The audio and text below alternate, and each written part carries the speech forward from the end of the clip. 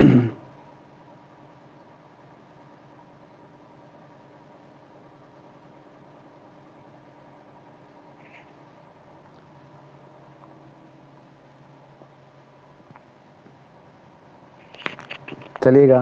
पीडिया का next paper करेंगे हम। आज का पेपर रहेगा अपना paediatric post BSc first year का, जुलाई 2013 का पेपर। तो चलिए स्टार्ट करते हैं। इसमें सबसे पहले अपना जो क्वेश्चन रहेगा उसमें पूछा गया है कि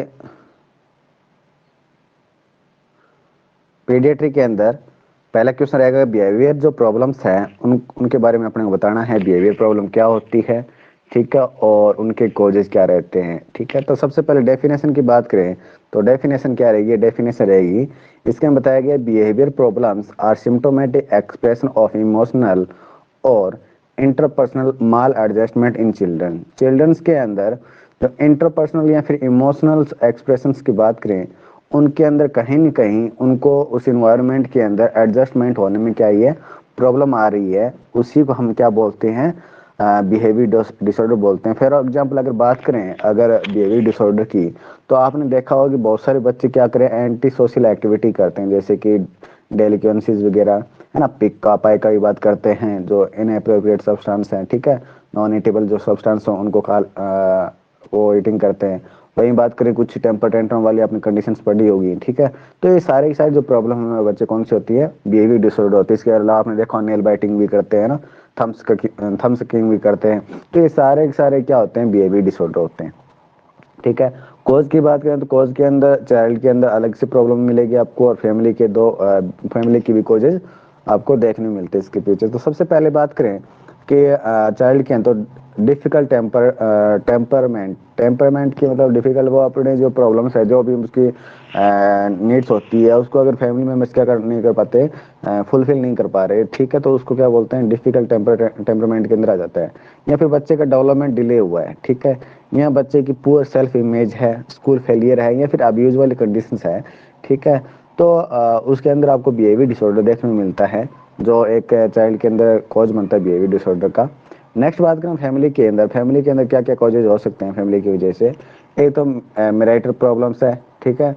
इसके अलावा death of a relative, friend और पेट, अगर किसी पालतू पशु की या फिर अपने किसी फ्रेंड्स की या फिर कोई रिलेटिव की क्या हो जाए, डेथ हो जाए, तो उस कंडीशन में भी ये देखने को मिल सकता है। या फिर पूरा डिसिप्लिन है या फिर पुअर्टी है, तो ये कहीं ना कहीं कोज बनते हैं बिहेवियर डिसऑर्डर इन चिल्ड्रन के अंदर, ठीक है। अगर बात करें इन स्कूल के अंदर चेंज ऑफ स्कूल चेंज करने की वजह से, या फिर ब्लाइंग या फिर पुअर पीयर रिलेशनशिप है, तो ये भी कोज बन जाते हैं कहीं ना कहीं बिहेवियर डिसऑर्डर के। नेक्स्ट के अंदर बात करें तो प्रोटेक्टिव फैक्टर अगेंस्ट, कई बार क्या होता है कि कंसिस्टेंट लविंग रिलेशनशिप हो बच्चे के साथ में, एडिक्वेट इनकम वाली कंडीशंस के अंदर, या फिर स्टेबल फैमिली रिलेशनशिप है, ठीक है, स्पॉट आउटसाइड द फैमिली, ये क्या कर सकते हैं, कुछ प्रोटेक्टिव फैक्टर होता है against prevention of behaviour disorder के, ठीक है। नेक्स्ट बात करें तो कुछ रिस्क फैक्टर भी रहते हैं, जैसे कि जेंडर है, ठीक है। बॉयज होते हैं वो ज़्यादा मतलब क्या होते हैं, बिहेवियर बॉयज के अंदर सबसे ज़्यादा बिहेवियर डिसऑर्डर देखने को मिलते हैं इन कंपेरिजन टू गर्ल्स, ठीक है। और इसके अलावा जेस्टेशनल एज है या फिर बर्थ है, ठीक है, जैसे कि डिफिकल्ट प्रेगनेंसी है, प्री मेच्योर बर्थ है, लो बर्थ वेट बेबी है, तो ये भी कोज बनते हैं कहीं ना कहीं बिहेवियर प्रॉब्लम के। नेक्स्ट बात ये आती है टेम्परामेंट की। टेम्परामेंट के अंदर मैंने अभी आपको बताया कि बच्चा है, उसकी जो जो नीड है उसको आप फुलफिल नहीं करे, तो बच्चे उस चीज़ को क्या नहीं कर पाता, मैनेज नहीं कर पा रहा, तो वो टेम्परामेंट के अंदर आती है, उसका बिहेवियर अग्रेसिव बिहेवियर हो जाता है ना। नेक्स्ट बात करें तो फैमिली लाइफ, ठीक है, पुअर फैमिली का भी आपको एग्जाम्पल दिया था हमने। नेक्स्ट बात है लर्निंग डिफिकल्टी, 5 नंबर पॉइंट रहेगा, बच्चे को प्रॉब्लम रहती है रीडिंग साथ में राइटिंग में, ठीक है। इसके ये जो राइटिंग की या फिर लर्निंग की या फिर रीडिंग की जो प्रॉब्लम है, वो बिहेवियर प्रॉब्लम के साथ में एसोसिएट होती है, ठीक है।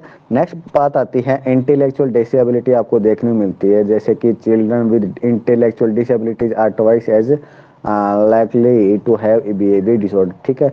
तो बच्चों के अंदर बिहेवियर प्रॉब्लम के साथ साथ में बिहेवियर प्रॉब्लम से दोगुनी आप बात कर सकते हो कि बच्चे के अंदर इंटेलेक्चुअल डिसेबिलिटी भी देखने को मिल सकती है।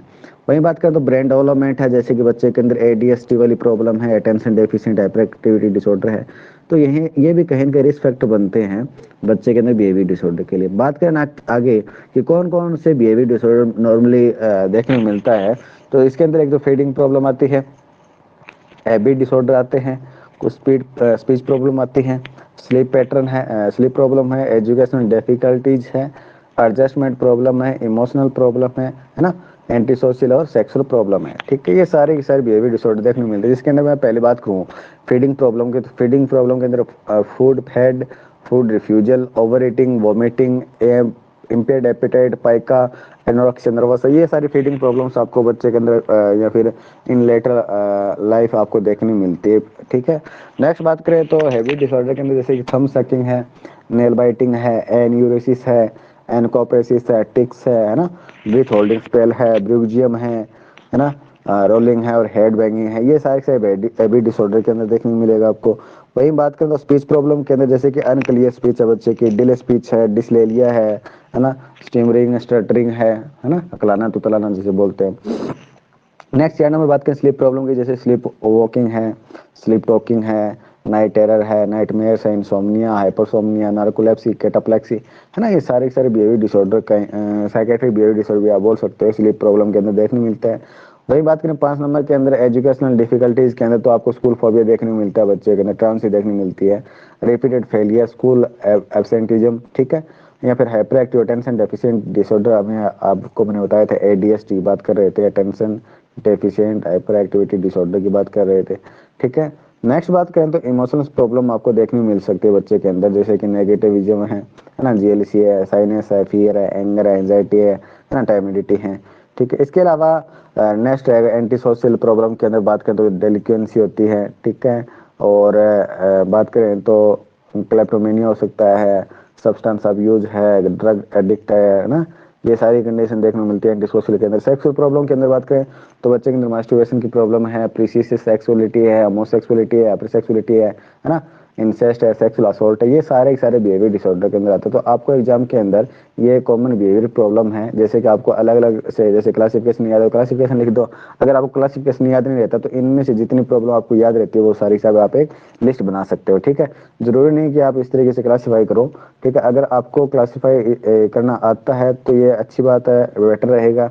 अगर आपको ये लग रहा है कि मेरे इस तरीके से याद नहीं रहेगा तो इनमें से सारों का मिक्सअप आप लिख सकते हो।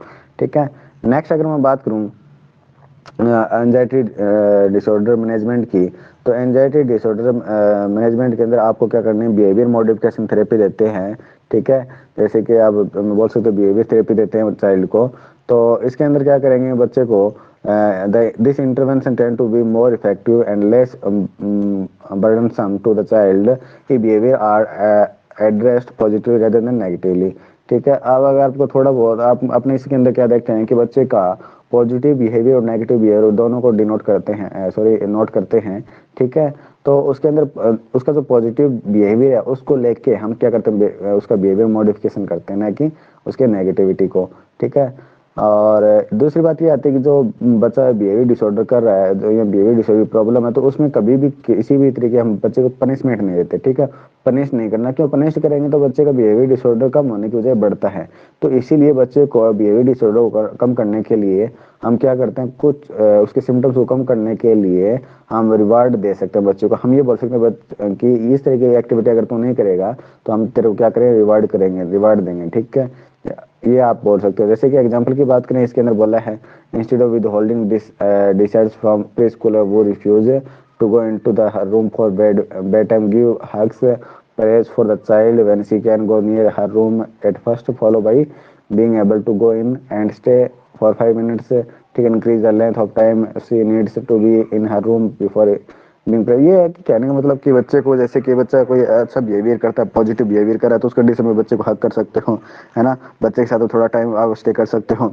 ठीक है, बच्चे को कहीं घुमाने लेके जा सकते हो आप, अगर उसका पॉजिटिव बिहेवियर आपको दिख रहा है तो उस टाइम। ठीक है, नेक्स्ट हम बात करें तो कुछ साइकोथेरेपी है। साइकोथेरेपीज के अलावा हम कुछ मेडिसिन भी देते हैं, जैसे कि SSRI जो मेडिसिन है वो आप दे सकते हो, जैसे कि इसका नाम फुल फॉर्म रहेगी selective serotonin receptor inhibitor medicine, आप बच्चे को प्रोवाइड कर सकते हो। ठीक है, इसके अलावा कुछ सिलेक्टिव इनहिबिटर आती है मेडिसिन, जैसे कि सेरोटोनिन वाली हमने अभी बात की है। तो इसमें अगर मेडिसिन की बात करें तो ये क्या मेडिसिन रहेगी, तो फ्लेविटाइन रहेगी, है ना, फ्लेविजामिन रहेगी, प्रोक्सीटाइन रहेगी, पैक्सी जिसको बोलते हैं। ठीक है, और नेक्स्ट बात करें तो हम और भी ट्राईसाइक्लिक एंटी डिप्रेसेंट भी दे सकते हैं, जैसे कि टीसी फुल फॉर्म रहेगी ट्राईसाइक्लिक एंटी डिप्रेसेंट, जिसके अंदर मेडिसिन का नाम बताऊं तो मैं आपको एमिट्रिप्टिलिन रहेगी, ठीक है, और डेसिप्रामाइन रहेगी, ठीक है। ये दोनों मेडिसिन भी आप दे सकते हो किसके लिए, बीएवी डिसऑर्डर फिर एंजाइटी डिसऑर्डर के मैनेजमेंट के लिए। नेक्स्ट बात आती है ईटिंग डिसऑर्डर मैनेजमेंट। ये तो हमने एंजाइटी डिसऑर्डर की बात की थी। आगे है ईटिंग डिसऑर्डर मैनेजमेंट, हम किस तरीके से करेंगे। तो ईटिंग डिसऑर्डर मैनेजमेंट की बात करें तो सबसे पहले बात करेंगे प्रिवेंशन ऑफ एनोरेक्सिया नर्वोसा। इसके अंदर क्या रहता है कि क्लाइंट को भूख तो लगती है, पेशेंट को भूख तो लगती है, लेकिन वो फूड को क्या करता है, रिफ्यूज करता है, क्योंकि फियर ऑफ ओबेसिटी रहता है। और मोस्ट ऑफ ये गर्ल्स के अंदर प्रॉब्लम देखने को मिलती है आपको, ठीक है। फियर ऑफ ओबेज का प्रॉब्लम की वजह से ये क्या करने को पता, ईट नहीं कर रहा, ठीक है। तो सबसे पहले जो फर्स्ट पॉइंट रहेगा इसके अंदर वो रहेगा कि early detection and intervention can reduce the severity of symptoms. अगर आप पहले इसको डिटेक्ट कर लेते हो और इसको पहले इसका इंटरवेंशन कर देते हो तो इसकी सीवियरिटी ऑफ सिम्टम्स को आप कम कर सकते हो। 2 नंबर की बात करूँ तो enhance the adolescent normal growth and development, ठीक है। और प्रिवेंशन करके आप बच्चे की नॉर्मल ग्रोथ और डेवलपमेंट को क्या कर सकते हो, बढ़ा सकते हो, ठीक है, इंप्रूव कर सकते हो। 3 नंबर रहेगा improve the quality of life experience by children और adolescent with anorexia nervosa, encouraging healthy eating habits and realistic attitude toward weight and diet may also be helpful, ठीक है। बच्चे की क्वालिटी ऑफ लाइफ है, ठीक है, उसको आप इंप्रूव कर सकते हो अगर आप इसका प्रिवेंशन कर दिया तो, ठीक है। दूसरा बात आती है कि इसके अंदर कि आप उसको हेल्दी ईटिंग हैबिट्स के लिए इनकरेज कर सकते हो, ठीक है।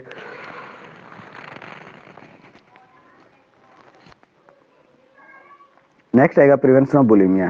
प्रिवेंशन ऑफ बुलिमिया के अंदर बुलिमिया की बात करें तो ये भी एक ईटिंग डिसऑर्डर है। इसके अंदर बच्चे को भूख भी लगती है, वो खाना खाता भी है, लेकिन खाना खा के वो बार बार उस वोमिटिंग इंड्यूस या वोमिटिंग इंड्यूस करके वापस क्या करता है, उसको वोमिटिंग करके फूड को क्या करता है, मतलब बोल सकते हो कि आप ईटिंग डिसऑर्डर के अंदर इसमें क्या रहेगा कि बच्चा है वो बिंज ईटिंग करता है, मतलब खाना खाएगा तो सही, लेकिन उसको फिर मोटापे की डर की वजह से बार बार वो वॉमिट करेगा, ठीक है, या फिर लैक्सेटिव वगैरह यूज करेगा, ठीक है।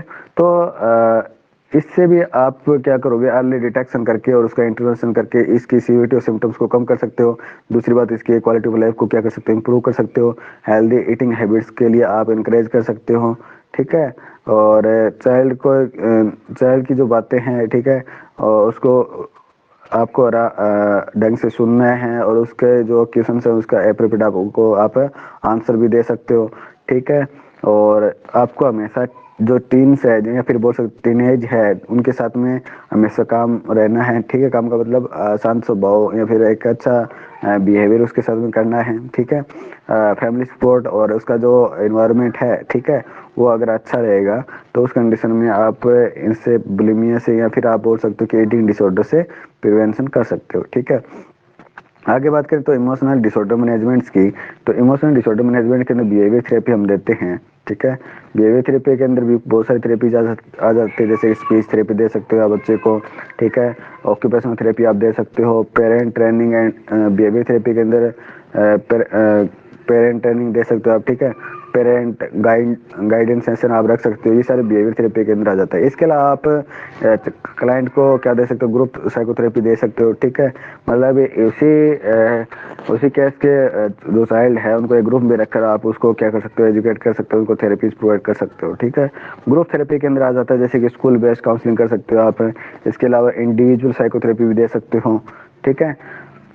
इनके अलावा ये तो आ गए आपके साइकोथेरेपी के टाइप। अब बात कर लेते हैं फार्माकोलॉजी की ट्रीटमेंट करेंगे तो फार्माकोलॉजी के अंदर आपको एंटी डिप्रेसेंट देनी है, ठीक है, या फिर एंटी साइकोटिक दोगे। तो एंटी साइकोटिक की बात करें तो एंटी साइकोटिक का नाम लेके आपको सिर्फ और सिर्फ मेडिसिन के नाम दे देने, जैसे कि एलिडोल है, एलोपेरिडोल है, रेस्पेरिडोल है ना, ये आप मेडिसिन 2-3 के नाम लिख सकते हैं। इसके अलावा एंटी डिप्रेसेंट दे सकते हैं। एंटी डिप्रेसेंट में बात करें तो अभी हमने पढ़ा था एमिट्रिप्टिलिन वगैरह, ठीक है। जैसे ये सिलेक्सा मेडिसिन दी, लेक्सप्रो दी है ना, पैक्सिल है, एंटाफ्रेनिल है, ये ऐसे सारे ये अपटेक इनविट्रा थी, ठीक है। तो ये मेडिसिन आप दे सकते हो, ठीक है। इसके अलावा एलिमिनेशन डिसऑर्डर मैनेजमेंट के अंदर आपको वो बिहेवियर मॉडिफिकेशन रहेगा, ठीक है, केयरिंग करनी है, ठीक है, पेशेंट्स की। और इसके साथ जो लिक्विड है वो आपको रिस्ट्रिक्ट करना है कुछ टाइम के लिए, बिफोर बेड टाइम, ठीक है। जैसे अगर बिफोर बेड टाइम अगर आप लिक्विड्स को आप रिस्ट्रिक्ट कर रहे हो तो उस कंडीशन के अंदर क्या रहेगा, बच्चा वो एन्यूरिसिस नहीं होगा, उसको एन्यूरिसिस की एलिमिनेशन के अंदर मतलब दो डिसऑर्डर आ जाते हैं, जैसे कि आपका एन्यूरिसिस और एनकोप्रेसिस। एन्यूरिसिस के अंदर मतलब आप बोल सकते हो बेड वेटिंग करता है क्लाइंट पेशेंट, और एनकोप्रेसिस के अंदर क्या रहेगा, एक अप्रोप्रिएट मतलब जो क्लीन प्लेस है वहाँ पर बच्चा क्या करता है, स्टूल पास आउट करता है। तो एलिमिनेशन डिसऑर्डर के दोनों डिसऑर्डर से आपको क्या करना है, प्रिवेंट करना है बच्चे को। सोने से पहले आपको उसको फ्लूइड नहीं देना ताकि वो नाइट में बेड वेटिंग ना करे, ठीक है। दूसरी बात ये आती है कि आप यूरिनरी रिटेंशन टेक्निक के लिए आप टीच कर सकते हो बच्चे को, ठीक है। पॉजिटिव एनफोर्समेंट करना है, ठीक है। और इसके अलावा ब्लड टर्निंग आप प्रोवाइड कर सकते हो, अलार्म थेरेपी, ठीक है। इसके अलावा कुछ आपको अटेंशन देने की जरूरत पड़ेगी बच्चे पर, ठीक है। उसका जो नॉर्मल डे टाइम है वो किस टाइम टॉयलेट जा रहा है, ठीक है। टॉयलेट के टाइम उसको बताना कि किस तरीके से आप टॉयलेट को यूज़ कर सकते हो, ठीक है। तो सारी सारी आ जाती है आपके एलिमिनेशन डिसऑर्डर मैनेजमेंट के अंदर। फार्मेकोलॉजी की बात करें तो वही रहेगा आपका डेस्मोप्रेसिन, आपको मेडिसिन देनी है, एंटीकोलिनर्जिक दे सकते हो या एंटी डिप्रेसेंट दे सकते हो टीसीए के अंदर, ठीक है। जैसे इमिप्रामाइन है, एन्यूसिस के अंदर क्या देते हैं, इमिप्रामाइन देते हैं जो इसके ड्रग ऑफ चॉइस रहती है, ठीक है, एन्यूसिस की। नेक्स्ट अगर हम बात करें तो क्वेश्चन नंबर 2 बेबीज के अंदर या प्री टर्म बेबीज के अंदर है, उसका मैनेजमेंट किस तरीके से करेंगे। तो सबसे पहले बात करें प्री टर्म बेबी के मैनेजमेंट की, तो इसके अंदर रहेगा कि प्री टर्म होता क्या है। तो अगर किसी बेबी का जो बर्थ है वो 8:37 या बिफोर 37 वीक ऑफ जेस्टेशन हो रहा है तो उसको हम बोलेंगे प्री टर्म बेबी। और अगर बच्चे का वेट लेस देन 2.5 kg है तो उसको हम बोलेंगे एलबीडब्ल्यू बेबी, ठीक है। तो हमेशा आपने देखा हो कि एलबीडब्ल्यू बेबी या प्री टर्म बेबी के अंदर जो ज़्यादातर प्रॉब्लम रहती है वो रहती है हाइपोथर्मिया की। तो आपका पहला जो प्रायोरिटी रहेगी वो क्या रहेगी, उसको हाइपोथर्मिया से प्रिवेंट करना। तो keeping LBW baby warm, warm रखने के लिए आप क्या करोगे कि बेबी को अंडर कोल्ड स्ट्रेस, ठीक है, या फिर उसकी एनर्जी को वेस्ट होने से प्रिवेंट करना है, ठीक है। और क्योंकि अगर हाइपोथर्मिया होगी तो हाइपोथर्मिया की वजह से क्लाइंट को बच्चे को हाइपोग्लाइसीमिया हो सकता है, ब्लीडिंग डायथेसिस हो सकता है, पल्मोनरी एसिडोसिस हो सकता है, एपनिया हो सकता है, रेस्पिरेटरी फेलियर हो सकता है, शॉक हो सकता है, इवन उसकी डेथ भी हो सकती है, ठीक है। तो इससे प्रिवेंट करने के लिए आपको skin to skin method use करना है, जैसे केएमसी प्रोवाइड करनी है और वार्म रूम रखना है, ठीक है। मतलब ये बोल सकते हो वार्म चेन वो मेंटेन रखनी है आपको। इलेक्ट्रिक हीटरी आप यूज सकते हो, वार्मली रैप कर सकते हो बच्चे को। इसके अलावा बच्चे एलबीडब्ल्यू जो बेबी है उसका फ्लूइड एंड फीडिंग को आपको मेंटेन रखना है, ठीक है। तो वेट की बात करें तो लेस देन 1200 ग्राम अगर बच्चे का वेट है या फिर जो उसकी एज है वो लेस देन क्या है 30 वीक जेस्टेशन है, तो उस कंडीशन के आपको अंदर आपको क्या करना है, स्टार्ट करना है इंट्रावेनस फ्लूइड देना है उसको, ठीक है। और इंट्रोड्यूस कर सकते हो गावेज फीड को, ठीक है। और सेफ टू कटोरी spoon feed our next day few days, कुछ दिनों तक आपको कटोरी स्पून फीड करवाना है, ठीक है। जैसे पालादे स्पून बोलते हो, पालादे स्पून यूज कर सकते हो, ठीक है। उसके बाद में कुछ दिनों बाद में अगर बच्चे का वेट है वो स्टेबल होगा और बच्चा अगर स्टेबल है तो उस कंडीशन में आप ब्रेस्ट फीडिंग स्टार्ट कर सकते हो, ठीक है। इसके अलावा बच्चा अगर बीमार नहीं है तो उस कंडीशन में आप गावेज फीड कर सकते हो। दूसरी बात आती है अगर बच्चे का वेट क्या है 1200 से 1800 ग्राम है, ठीक है। तो उस कंडीशन में साथ में जेस्टेशन जो एज है वो 30 to 34 वीक्स है, तो उस कंडीशन में आप गावेज फीड दे सकते हो, ठीक है। कटोरी स्पून दे सकते हो 1-2 दिन बाद में, 1 से 3 दिन बाद में, ठीक है। इसके अलावा इसके बाद में आप अगर बच्चा क्या हो स्टेबल हो रहा है तो उस कंडीशन के अंदर आप ब्रेस्ट फीड पर ला सकते हो, शिफ्ट कर सकते हो बच्चे को, और इंटरवेनस फ्लूइड दे सकते हो अगर बच्चा क्या बीमार है तो, ठीक है।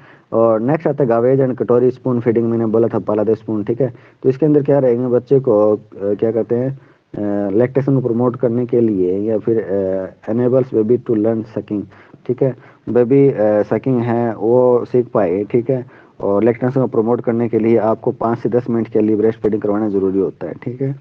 और नेक्स्ट बात आती है 3 नंबर, अगर बच्चे का वेट है वो 1800 ग्राम से ज़्यादा है और उसकी जेस्टेशन जो एज है वो मोर देन 34 वीक्स है, तो उस कंडीशन के अंदर आपको ब्रेस्ट फीडिंग करवानी। इसमें आपको कटोरी स्पून या फिर पलादे स्पून यूज़ नहीं करना है, ठीक है।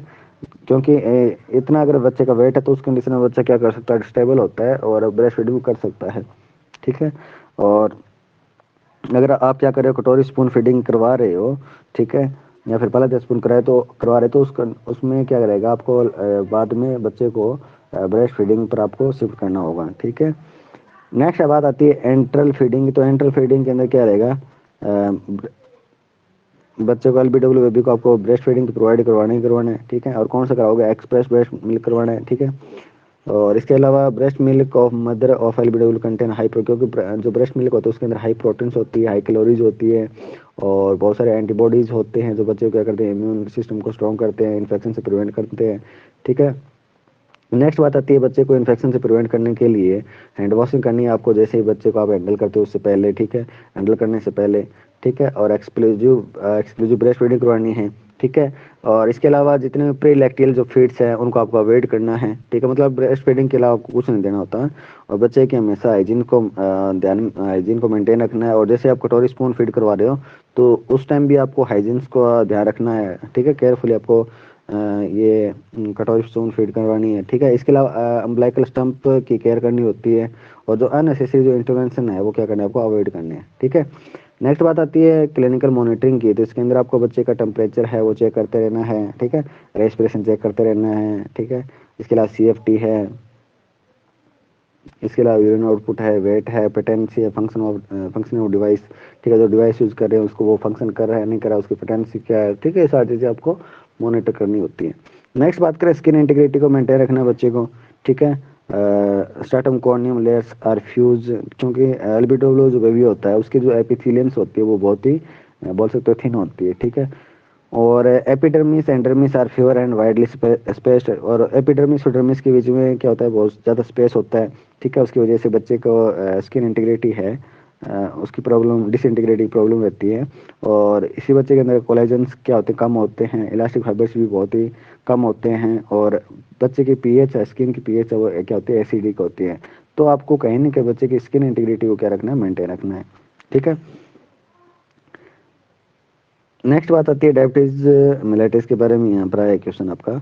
तो डायबिटीज मिलेटिस की बात करें तो इसमें क्या रहेगा कि जो इंसुलिन है, इंसुलिन का प्रोडक्शन नहीं हो पा रहा है, या फिर इंसुलिन है वो अपने रिसेप्टर पर बाइंड नहीं हो पा रहा, तो उस कंडीशन के अंदर ब्लड ग्लूकोज लेवल है वो इंक्रीज होगा। और ब्लड ग्लूकोज लेवल इंक्रीज होगा तो क्या होगा, हाइपर ग्लाइकोसेमिया होगा, ठीक है।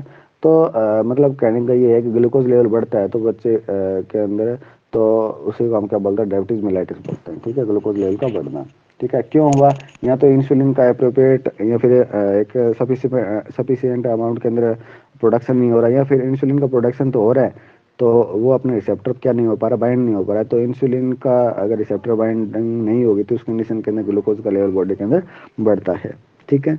नर्सिंग डायग्नोसिस की बात करें अगर डायबिटीज मिलेटिस की, तो सबसे पहले जो रहेगा आपका डेफिशिएंट, क्योंकि इसके अंदर पॉलीयूरिया होता है। तो पॉलीयूरिया होगा तो फ्लूइड वॉल्यूम लॉस होगा, तो पहला डायग्नोसिस बनता है आपका deficient fluid volume related to osmotic diuresis and vomiting, ठीक है। दूसरा अगर बच्चे को क्या रहता है कि ये डायबिटीज मिलाइटिस रहेगा तो जो बैलेंस न्यूट्रिशन है वो लेस हो जाएगा, कम होगा। तो आप बोल सकते हो कि imbalance nutrition less than body requirement due to metabolic catabolism due to lack of insulin, ठीक है। नेक्स्ट इससे रिलेटेड नॉलेज भी डेफिशिएंट रहता है, इंसुलिन मैनेजमेंट या फिर ब्लड ग्लूकोज से रिलेटेड। तो दोनों का आप अलग अलग से बना सकते हो, जैसे कि deficient knowledge related to insulin management, deficient knowledge related to blood glucose monitoring, ठीक है। इसके अलावा हाइपोग्लाइसेमिया वाली कंडीशन है तो रिस्क फॉर इंजरी रहता है, ठीक है। तो risk for injury related to hypoglycaemia, और लास्ट बन जाएगा फियर या फिर anxiety of child and family related to diagnosis treatment and management procedure, ठीक है। नर्सिंग इंटरवेंशन की बात करें तो जितने हमने अभी पढ़े हैं नर्सिंग डायग्नोसिस, उन सभी का आपको क्या करना पड़ेगा, इंटरवेंशन करना पड़ेगा। जैसे पहला अपना फ्लूइड एंड इलेक्ट्रोलाइट का था, तो आपका पहला मोटो रहेगा इसके अंदर गोल रहेगा कि फ्लूइड एंड इलेक्ट्रोलाइट को रिस्टोर करना। तो आपको क्या करना है, एगो फ्लूइड है वो प्रोवाइड करना है क्लाइंट को, ठीक है। पहला पॉइंट इसके अंदर मैं पढ़ रहा हूँ, ये वाले पढ़ रहा हूँ, ठीक है। 2 नंबर रहेगा कि मॉनिटर करना इनटेक और आउटपुट को, बीपी को, सीरम इलेक्ट्रोलाइट को, ठीक है। डेली वेट आपको चेक करते रहना बच्चे का, ठीक है। इसके अलावा क्या रहेगा कि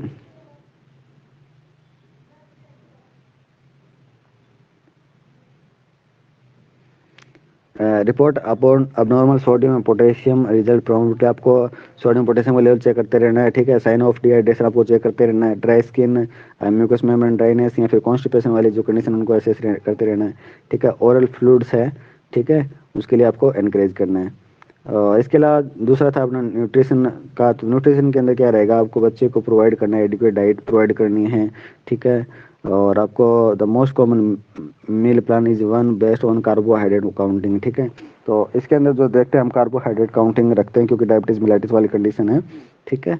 और नेक्स्ट बात रहती है इसी के अंदर कि आपको क्या करना है कि क्लाइंट को 15 ग्राम ऑफ कार्बोहाइड्रेट, ठीक है, ये बोला है कि अगर आप किसी क्लाइंट को 1 यूनिट शॉर्ट और रैपिड एक्टिंग इंसुलिन दे रहे हो तो उसके साथ में आपको 15 ग्राम कार्बोहाइड्रेट नहीं पड़ेगी, ठीक है। और इसके अलावा कंट्रोल डाइट नेसेसरी है, ठीक है। और आपको क्या रखना है, क्लाइंट को 55% कार्बोहाइड्रेट प्रोवाइड करने हैं, 30% आपको फैट देनी है, ठीक है, और 15% आपको क्या देना है, प्रोटीन देनी है, ठीक है। ये लाइन पढ़ी है मैंने अभी, ये आपको इस तरीके से मैनेज करना होता है। 55% तो कार्बोहाइड्रेट हो गया, 30% फैट हो गया, 15% प्रोटीन, ठीक है। नेक्स्ट बात करें, कुछ रिस्ट्रिक्शन करते हैं कार्बोहाइड्रेट का, सेचुरेटेड फैट का, कोलेस्ट्रॉल वगैरह का, ठीक है, वो भी आपको ध्यान में रखना। इसके अलावा आपको वो भी ध्यान में रखना है कि कुछ फूड्स होते हैं जो क्या करते हैं, जो एक्शन ऑफ इंसुलिन को क्या करते हैं, डिस्टर्ब करते हैं, ठीक है, या फिर डिस्ट्रीब्यूशन को अफेक्ट करते हैं, तो उनका भी ध्यान में रखना है आपको, ठीक है। और नेक्स्ट रहेगा कि ये जो यूजुअली जो डाइटरी हैबिट्स है एक बच्चे की, ठीक है, उसको आपको क्या करना है, कंट्रोल करना है। पहले डिटरमाइन करने के बाद में उन चीज़ को आपको कंट्रोल करना है, ठीक है। और आप जो भी बच्चे की पेरेंट मील प्लानिंग कर रहे हो तो उसके अंदर पेरेंट्स का इन्वॉल्वमेंट जरूरी है, बच्चे का इन्वॉल्वमेंट भी जरूरी है, ठीक है। मतलब आप अगर मील प्लानिंग कर रहे हो तो उसके अंदर पेरेंट्स और चाइल्ड को जरूर इंक्लूड करना है, ठीक है। और चाइल्ड की जो नॉर्मल एक्टिविटी है उसके लिए आपको अलाउ करना है ताकि एंजाइटी उसकी बच्चे की कम हो, ठीक है। आप दूसरे बच्चों के साथ में डायबिटीज मिलाइटिस वाले चाइल्ड को खाने के लिए अलाउ कर सकते हो, ठीक है। और ये ठीक है, ये हो गया आपका।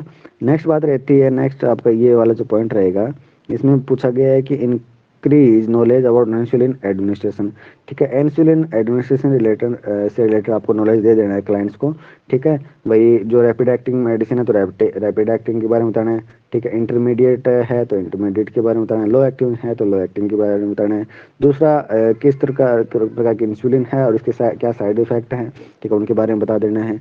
तीसरा रहेगा कि किस तरीके से आपको इंजेक्शन लगाना है, क्या रूट रहेगा, ठीक है, तो उसके बारे में बता देना आपको। क्या इसके साइड इफेक्ट आ सकते हैं उसके बारे में बता देना आपको, ठीक है। और कहाँ ये आपको इंजेक्शन देना है, थाइस पर देना है, अम्बिलिकल कॉर्ड के सराउंडिंग देना है, आपको साइड भी बता देना। और ये बताना है कि जो साइट्स है वो आपको चेंज करते रहना है, ठीक है। नेक्स्ट रहेगा कि आपको ब्लड ग्लूकोज मॉनिटरिंग से रिलेटेड आपको इन्फॉर्मेशन प्रोवाइड करनी भी, कितना किस तरीके से आपको ब्लड ग्लूकोज लेव करना है, क्या मेथड रहेगा, ठीक है। और कैसे कितने ड्रॉप ऑफ ब्लड आपको यूज़ करनी है फिंगर स्टिक इंजरी से, ठीक है। दूसरा क्या इक्विपमेंट आपको यूज़ करने हैं, ठीक है। नॉर्मल लेवल कितना होता है ग्लूकोज का, अगर ज़्यादा हो रहा है तो आपको क्या करना है, कम कर हो रहा है तो आपको क्या करना है, ये सारी सारी चीज़ें आपको इसके अंदर बतानी होगी, ठीक है। नेक्स्ट क्वेश्चन है इंटेस्टाइनल ऑब्स्ट्रक्शन का। तो इंटेस्टाइनल ऑब्स्ट्रक्शन की बात करें तो इंटेस्टाइनल ऑब्स्ट्रक्शन के अंदर क्या रहेगा कि जो normal flow of intestine content रहता है, ठीक है, मतलब कहने की बात ये कि नॉर्मल जो इंटेस्टाइन एससी है, ठीक है, इसके अंदर जो आप फूड ले रहे हो, फ्लूइड ले रहे हो, उसका एक नॉर्मल फ्लो रहता है। लेकिन कहीं ना कहीं अगर कोई ऑब्स्ट्रक्शन आ जाता है तो जो नॉर्मल फ्लो होगा वो क्या होगा, डिस्टर्ब होगा, ठीक है। तो इसी प्रकार की जो प्रॉब्लम हो रही है इसको हम क्या बोलते हैं, इंटेस्टाइनल ऑब्स्ट्रक्शन बोलते हैं, ठीक है। और इट में अकर इन स्मॉल इंटेस्टाइन और लार्ज इंटेस्टाइन है, और इस प्रकार का ऑब्स्ट्रक्शन वो स्मॉल इंटेस्टाइन में भी हो सकता है और लार्ज इंटेस्टाइन में भी हो सकता है, ठीक है। तो इस प्रकार की कंडीशन हुई है तो उसके इस कंडीशन के अंदर आपको क्या करना है, बच्चे को मॉनिटर करना है, वाइटल साइंस को और रेस्पिरेटरी स्टेटस को, ठीक है। और इसमें आप क्या करते हैं, कोलोस्टोमी करते हैं, तो कोलोस्टोमी प्रॉपर तरीके से फंक्शन कर रहा है नहीं कर रहा है उसको आपको चेक करते रहना है, ठीक है। उसके ड्रेनेज को चेक करते रहना है, जो कोलोस्टोमी सी हो रहा है उसके करेक्टरिस्टिक को, उसकी फ्रिक्वेंसी को, है ना। और जो फिकल मटेरियल और लिक्विड ड्रेनेज उसको आपको चेक करते रहना, मॉनिटर करते रहना है, ठीक है।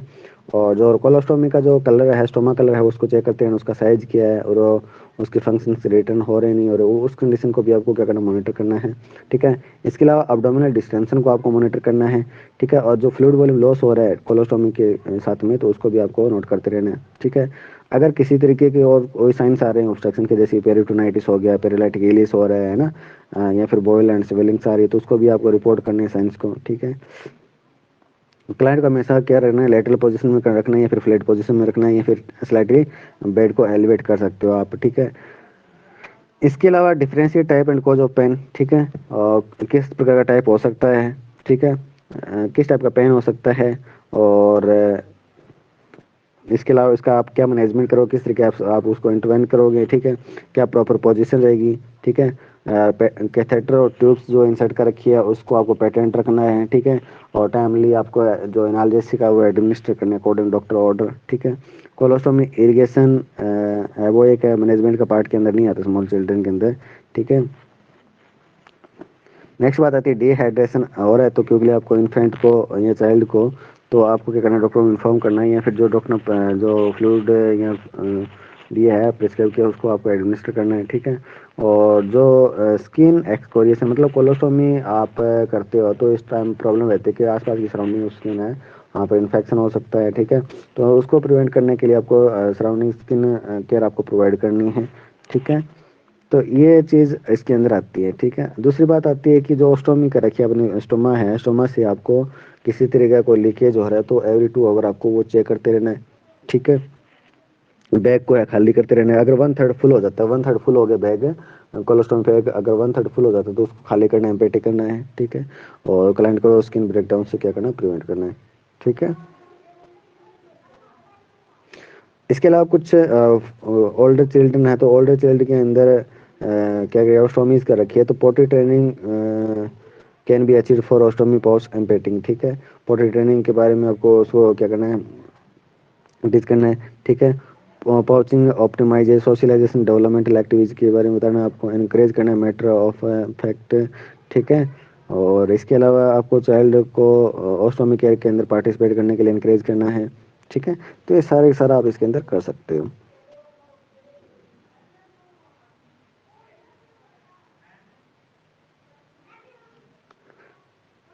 नेक्स्ट अभी कंजेनिटल मेगाकोलन जिसको हम क्या बोलते हैं, ए गैंग्लियन मेगाकोलन बोलते हैं, ठीक है। या फिर दूसरा नाम रहता है इसका हिट्सबर्ग डिजीज, ठीक है। क्या रहता है, हिट्स HIRSPNG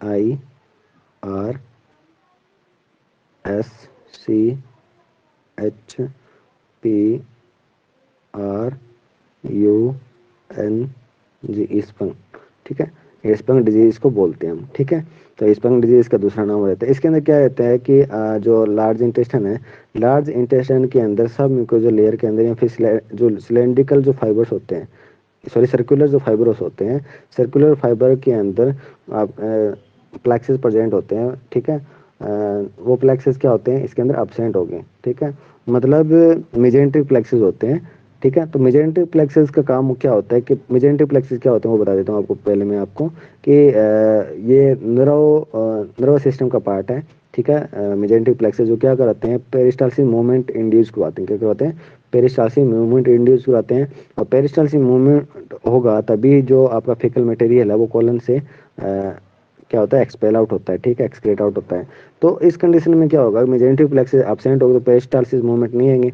और मान लो कि इतना एरिया के अंदर मेजेंटिव प्लेक्सेस क्या है, एब्सेंट है, तो इतने एरिया के अंदर पेरिस्टालसिस मूवमेंट नहीं आएंगे। तो मतलब इससे ऊपर वाले एरिया के अंदर स्टूल का क्या होगा, एक्यूमुलेशन होगा, मतलब आगे की तरफ नहीं जा पाएगा। अगर यहाँ पर अगर फ्लूइड का क्या होगा, सॉरी फीकल मटेरियल का क्या होगा, एक्यूमुलेशन होगा, तो इंटेस्टाइन का साइज ऐसे ऊपर वो क्या हो जाएगा, एनलार्ज हो जाएगा। और इसी एनलार्ज पार्ट को हम क्या बोलते हैं, कंजेनिटल मेगाकोलन बोलते हैं, ठीक है। क्लिनिकल फीचर्स की बात करें न्यूनेट्स के अंदर तो इस प्रकार की कंडीशन होगी तो बच्चा है वो मेकोनियम पास आउट नहीं कर पाता, ठीक है, क्योंकि मूवमेंट्स नहीं हो रहे। वोमिटिंग होगी बार बार, अब्डोमिनल डिस्टेंस हो ना हो, क्योंकि फिजिकल मटेरियल का एक्यूमुलेशन हो रहा है तो एक्सेसिव गैस बनेगी, एक्सेसिव गैस बनने की वजह से अब्डोमिनल डिस्टेंस होगा, कॉन्स्टिपेशन तो होगा ही होगा, ठीक है। यहाँ हो सकता है इसको डायरिया भी हो सकता है, ठीक है। डिहाइड्रेशन होगा, डायरिया हो रखा है तो वोमिटिंग हो रही, तो अगर इस प्रकार की कंडीशन होगी तो न्यूट्रिशन कम मिलेगा बच्चे को, न्यूट्रिशन नहीं मिलेगा, और तो न्यूट्रिशन कम मिलेगा तो फेलियर टू थ्राइव होगा, ग्रोथ नहीं हो पाएगी, ठीक है। और उसको टेम्परेरी आप रिलीफ दे सकते हो एनीमा के साथ में, एनीमा प्रोवाइड कर सकते हो। ओल्डर चाइल्ड की बात करें तो ओल्डर चाइल्ड के अंदर कॉन्स्टिपेशन रहेगा एट बर्थ, अब्डोमिनल डिस्टेंशन रहेगा, ठीक है। पेरिस्टालसिस एक्टिविटी है वो आपको नहीं देखने मिलेगी, ठीक है। और इसके अलावा कॉन्स्टिपेशन बता दिया मैंने आपको, एनकोप्रेसिस एब्सेंट रहेगा, ठीक है। रिबन लाइक स्टूल देखने को मिलता है, ठीक है। बच्चे के अंदर क्या देखने को मिलेगा, रिबन लाइक स्टूल देखने को मिलेगा, फ्लूइड पेलेट स्टूल देखने को मिलेगा, और ग्रोथ फेलियर हो जाएगा, ठीक है। ये सारी कंडीशन देखने को मिलती है। इसके अलावा कॉम्प्लिकेशन आ सकता है एंटेरोकोलाइटिस, क्योंकि क्या हो रहता है कि आपको मैंने अभी बताया इंटेस्टाइन है, इंटेस्टाइन के अंदर यहाँ पर एक्युमुलेशन हो रहा है स्टूल का, तो ये जो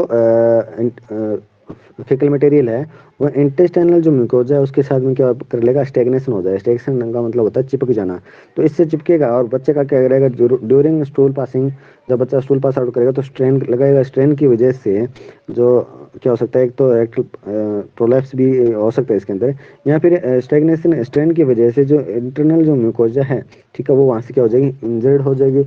और इंजर्ड होने की वजह से वहाँ पे इन्फ्लामेशन हो सकता है, तो उसी इन्फ्लामेशन कंडीशन होने क्या बोल नाम दिया है, एंटेरोकोलाइटिस दिया है। तो एंटेरोकोलाइटिस होगा तो एंटेरोकोलाइटिस के अंदर भी साइन सिम्टम आपको देखने को मिलेंगे, जैसे कि एब्डोमिनल डिस्टेंशन, एक्सप्लोजिव डायरिया हो सकता है, वोमिटिंग हो सकता है, फीवर हो सकता है, लेथार्जिक और रेक्टल ब्लीडिंग या फिर शॉक की कंडीशन आपको देखने को मिल सकती है। ठीक है, नेक्स्ट बात आती है इसके अंदर नर्सिंग मैनेजमेंट क्या करोगे अगर ये हो रखा है तो। ठीक है, और नर्सिंग, हाँ ठीक है, तो नर्सिंग मैनेजमेंट की बात करें इसके अंदर, तो नर्सिंग मैनेजमेंट रहेगा तो पीडियाट्रिक नर्स क्या करेगी, और एट बर्थ जो सिम्टम्स हैं फर्स्ट वीक के अंदर वो सारी चेक करना है। जैसे कि एट बर्थ क्या रहेगा, मेकोनियम एब्सेंट रहेगा, और वॉमिटिंग रहेगा, बाइल स्टैंड आपको वॉमिटिंग देखने को मिलेगी। इसके अलावा न्यूनेट के अंदर आपको कॉन्स्टिपेशन देखने को मिलेगा। ठीक है, इसके अलावा ऑनसेट ऑफ कॉन्स्टिपेशन है, रिबन लाइक स्टूल है, और बोवेल मूवमेंट आ रहे नहीं आ रहे, उसको एनिमा नीड है या नहीं है। ठीक है, एक्सपोजर आपको देनी है। ठीक है, लग्जेटिव आप दे सकते हो। ठीक है, इसके अलावा कुछ और इरिटेबिलिटी है, फीडिंग डिफिकल्टी है, डिस्टेंडर एब्डोमेन है, साइंस ऑफ माल न्यूट्रिशन, ये सारे आपको ऑब्जर्व करने हैं। ठीक है, स्पॉटिंग फाइंडिंग है, फिजिकल एग्जामिनेशन आपको करना है स्पंज डिजीज को फाइंड आउट करने के लिए। आप डिजिटल रेक्टल एग्जामिनेशन कर सकते हो। ठीक है, तो ये आपको करना है। नेक्स्ट आपका रहेगा कि नर्सिंग मैनेजमेंट क्या करोगे बेस्ड ऑन ऑब्जेक्टिव। आपका ऑब्जेक्टिव क्या रहेगा, सबसे पहले तो ब्रीथिंग पैटर्न को इम्प्रूव करना। ठीक है, पेन को रिलीव करना। दूसरा रहेगा तीसरा एडिक्वेट न्यूट्रिशन प्रोवाइड करना। ठीक है, तो ये आपके नर्सिंग डायग्नोसिस रहते हैं। तो इम्प्रूव ब्रीथिंग पैटर्न के लिए आपको पहले तो क्या करना पड़ेगा कि रेस्पिरेटरी जो स्टेटस है उसको मॉनिटर करना है। ठीक है, और इन्फेंट का जो हेड ऑफ बेड है उसको एलिवेट कर सकते हो आप, उसको ऑक्सीजन एडमिनिस्टर कर सकते हो अगर मतलब उसको डिफिकल्ट ब्रीदिंग हो रही है तो। पेन को रिलीव करने के लिए एक तो आपको इन्फेंट्स लेग ड्रॉन, आप थोड़े से लेग्स को आप ऊपर की तरफ कर सकते हो फ्लेक्शन पोजीशन के अंदर। चेस्ट ब्रीथिंग आप क्रॉस, चेस्ट ब्रीथिंग वो भी हेल्प करती है। ठीक है, पेन को रिलीव करने में। इसके अलावा कलर ऑफ अब्डोमेन आपको देखना है, गैस्ट्रिक वेव्स है वो आपको देखने प्रेजेंट है या नहीं है। ठीक है, ये आप कर सकते हो। इसके अलावा कुछ और प्रोसीजर्स हैं वो आप परफॉर्म कर सकते हो। ठीक है, नेक्स्ट बात आती है फिजियोलॉजिकल सलाइन सोल्यूशन आप दे सकते हो, वार्म फिजियोलॉजिकल सोल्यूशन आप सलाइन सोल्यूशन आप प्रोवाइड कर सकते हो। ठीक है, और मेडिकेशन है एंटीबायोटिक वगैरह या फिर एनालिसिस वगैरह वो आप दे सकते हो। और किसी तरीके को डिस्टेंशन में चेंजेस हो रहा है, कम हो रहा है, ज़्यादा हो रहा है, उसको आपको नोट करते रहना है। सारे जो रिकॉर्ड है इनटेक और आउटपुट का वो आपको रिकॉर्ड करते रहना है। ठीक है, डायरेक्टेड ट्यूब है आप इंसर्ट कर सकते हो। ठीक है, अब्डोमिनल डिस्टॉर्शन है वो अगर रिलीव नहीं हो रहा तो उस कंडीशन में आप इरिगेशन कर सकते हो, डिकम्प्रेशन कर सकते हो एनजी ट्यूब का यूज करके।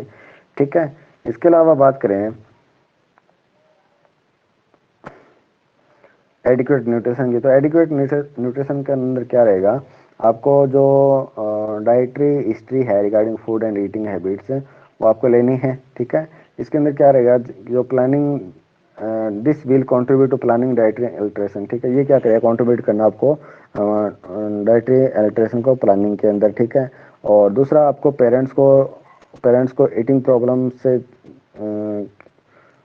Explain to parents that eating problem are common with sponge disease. आपको पेरेंट्स को बताना है कि ये जो कंडीशन है वो स्पंज डिजीज के साथ में देखने को मिलती है, और आपको एडिक्वेट आईवी फ्लूइड देना है और आउटपुट को मेजर करना है। आपको बच्चे को ऑफर करना है स्मॉल और फ्रिक्वेंट फीडिंग। ठीक है, लो रेजिड्यू डाइट देनी। लो रेजिड्यू का मतलब आपको लो फाइबर डाइट देनी है, क्योंकि जो फाइबर्स होते हैं वो क्या करते हैं कि एक्सेसिव गैस का फॉर्मेशन करवाते हैं। तो इस प्रकार की डाइट आपको क्या देनी है, कम देनी है, मतलब लो फाइबर डाइट या लो रेजिड्यू डाइट देनी है आपको। फीड अब आपको धीरे धीरे करवाना है, कंफर्ट पोजीशन में करवाना है। ठीक है, जो डिफेक्ट आपको उसको करेक्ट करने के लिए इंक्रेज कर सकते हो। कॉन्स्टिपेशन को आप कंट्रोल करना है। ठीक है, be aware that older child who present with milder form of disorder may treated medically. ठीक है, अगर क्या रहता है कि अगर ओल्डर चिल्ड्रन है तो उसको मेडिकल ट्रीटमेंट से आप ठीक कर सकते हो। ठीक है, note and record frequency and creative stool, बच्चे का जो कॉन्स्टिपेशन हो रखा है स्टूल है उसकी कंसिस्टेंसी को, उसकी फ्रीक्वेंसी को और करेक्टरिस्टिक को आपको करना है, मॉनिटर करना है, नोट करना है, ठीक है। इसके अलावा आप सलाइन एनिमा के लिए डेमोस्ट्रेशन प्रोवाइड कर सकते हो रिटर्न में, या वर्बल इंस्ट्रक्शन आप प्रोवाइड कर सकते हो किसके बारे में, सलाइन एनिमा के बारे में, ठीक है। इसके अलावा जो डायरेक्टरी कंसल्टेशन आप कर सकते हो, लो रेजिड्यू रेट के बारे में बताना है आपको। पोस्ट ऑपरेटिव की बात करें तो कॉम्प्लिकेशन से प्रिवेंट करना है आपको, उसके वाइटल साइन, रेस्पिरेटरी रेट वगैरह आपको मॉनिटर करने हैं, ठीक है। इसके अलावा कोलोस्टोमी प्रॉपर तरीके से फंक्शन करे या नहीं करे आपको वो मॉनिटर करना रहता है, ठीक है। इसके अलावा कोलोस्टोमी से जो ड्रेनेज हो रहा है उसको आपको नोट करना है, रिकॉर्ड करना है, स्टोमा कलर, साइज, उसका फंक्शन, ठीक है। एब्डोमिनल डिस्टेंसिंग को मॉनिटर करना है, ठीक है, नोट करना है। इसके अलावा जो फ्लूइड वॉल्यूम लॉस हो रहा है वो आपको मॉनिटर करना है। और कुछ अगर वो साइंस आ रहे हैं, ठीक है, पेरिटोनाइटिस के, फिर पैरालिटिक एलियस के, वो आपको क्या करना है, रिपोर्ट करना है। जैसे कि कोई भी आउटपुट नहीं आ रहा कोलोस्टोमी से, टेंडरनेस इंक्रीज हो रही है, इरिटेबिलिटी हो रही है, वॉमिटिंग हो रही है, इंक्रीज टेम्परेचर हो रहा है, ठीक है। ये तो पेरिटोनाइटिस को या फिर पैरालिटिक एलियस को कहीं ना कहीं डिनोट कर रहे हैं, ठीक है। तो ये साइन आपको रिपोर्ट करने हैं, ठीक है। पोजीशन आपको बच्चे को लेटरल पोजीशन प्रोवाइड करनी है, ठीक है। और आपको डिफरेंशिएट करना है types and cause of pain को, ठीक है, जिससे आप उसका अप्रोप्रिएट मैनेजमेंट कर सको। प्रॉपर पोजीशन के बारे में बताना है, ना, पेटेंट कैथेटर ट्यूब कैथेटर आपने जो इंसर्ट करेगी उसको हमेशा पेटेंट रखना है, ठीक है। और आगे बात आती है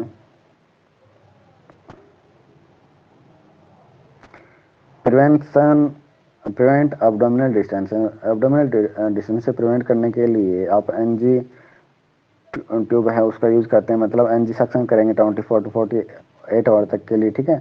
और इसके अलावा एब्डोमिनल डिस्टेंशन है वो इंक्रीज हो रहा है तो उसको इंक्रीज हो रहा है या डिक्रीज हो रहा है उसके लिए आपको वॉच करना है। इसके लिए आप एब्डोमिनल गर्थ को मेजर करते हैं, ठीक है।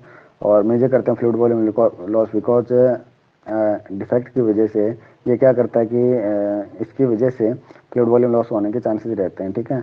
आपका एनपीओ स्टेटस मेंटेन रखना है, ठीक है। बट हाइड्रेशन स्टेटस है उसको मेंटेन रखना है, ठीक है। इसके अलावा फॉलिक कैथेटर आपको इंसर्ट करना है 24 टू 48 आवर्स के लिए, ठीक है। इसके अलावा आपको provide frequent oral hygiene while NPO, जो बच्चा एनपीओ पर होता है उसको ओरल हाइजीन मेंटेन रखनी है, ठीक है। और ओरल फीडिंग है वो आप क्या करना है, बैगन कर सकते हो जैसा डॉक्टर ने ऑर्डर किया है। ओवर फीडिंग आपको अवॉइड करनी है, और feeding bubble frequently during feeding, ठीक है। और इसके अलावा हेड को वन साइड आपको क्या करना है, टर्न करना आफ्टर फीडिंग, ताकि वो एस्पिरेट ना कर सके, ठीक है। इसके अलावा सपोर्टिंग द पेरेंट्स, मतलब ये है कि पेरेंट्स है उनकी काउंसलिंग करनी है आपको, गाइडेंस काउंसलिंग, ठीक है, गाइड करना है, काउंसिल करना है पेरेंट्स की। और जो भी आपने मैनेजमेंट किया है, ठीक है, और उसकी घर पे किस तरीके से आप केयर कर सकते हो उसको फॉलो के लिए आपको एनकरेज करना है पेरेंट्स को, ठीक है। अगर कोलोस्टोमी का रखे तो कोलोस्टोमी के बारे में बताना आपको, और इसके कलर्स को वगैरह को वो चेक करते रहे, ठीक है, वो किस तरीके से फंक्शन करता है, कब उनको एम्पेटी करनी है, सब सारी आपको गाइडेंस या फिर अब इंस्ट्रक्शन है वो आपको पेरेंट्स को देनी होती है, ठीक है। ये मैंने आपको बता दिया ओस्टोमी केयर के बारे में, झेलने के बारे में आपको बताना है, ठीक है भाई। तो यहाँ तक आपका हो गया, ठीक है।